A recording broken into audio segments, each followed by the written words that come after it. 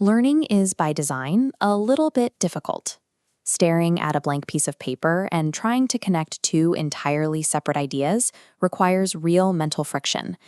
That friction is the exact process required to build physical neural pathways in a growing brain.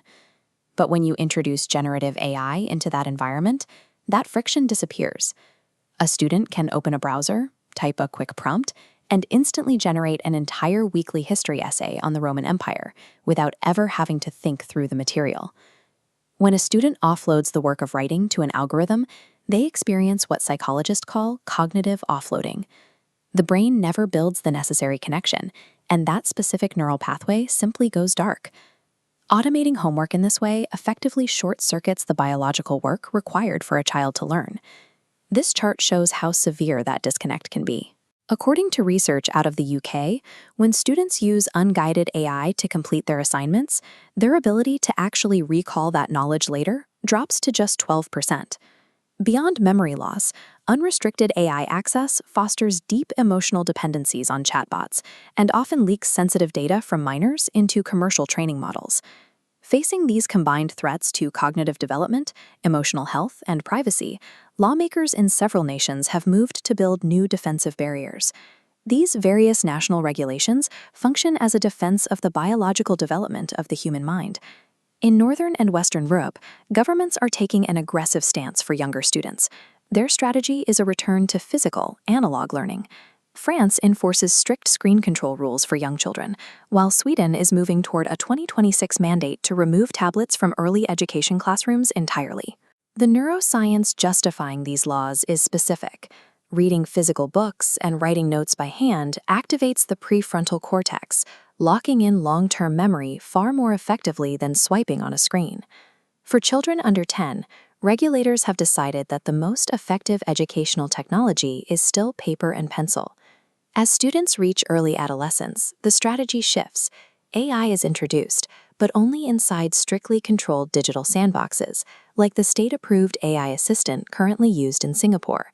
These tools are built with safety by design. They are programmed to refuse direct answers.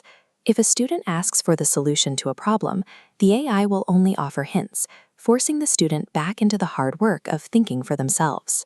To protect these sandboxes, agencies like the Federal Trade Commission in the US are upgrading privacy laws to ensure commercial AI companies cannot scrape children's data or use manipulative, human-like interfaces to build emotional attachments. During these middle years, the regulatory goal moves from physical isolation to heavily guarded interaction.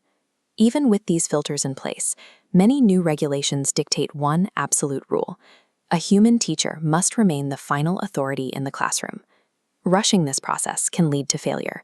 In South Korea, a plan to force AI textbooks into schools without enough support led to massive errors, with over 98% of teachers reporting they were not prepared for the rollout.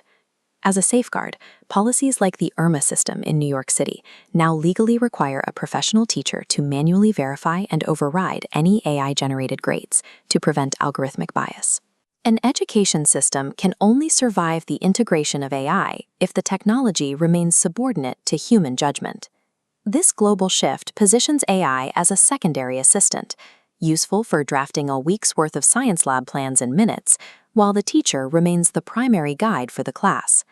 Policymakers are walking a tightrope. They must protect students from digital dependency today without leaving them unprepared for a workforce that will expect them to use these tools tomorrow. Ultimately, the goal of education isn't to compute data faster. It is to cultivate the traits that algorithms cannot replicate: empathy, imagination, and complex reasoning. To protect those traits, we are seeing a focus on three core pillars: age-based restrictions, secure digital sandboxes, and a return to paper textbooks. If you enjoyed this look into the future of education, please like the video and subscribe to the channel for more. As our systems become increasingly automated, preserving the human element in our classrooms has never been more important.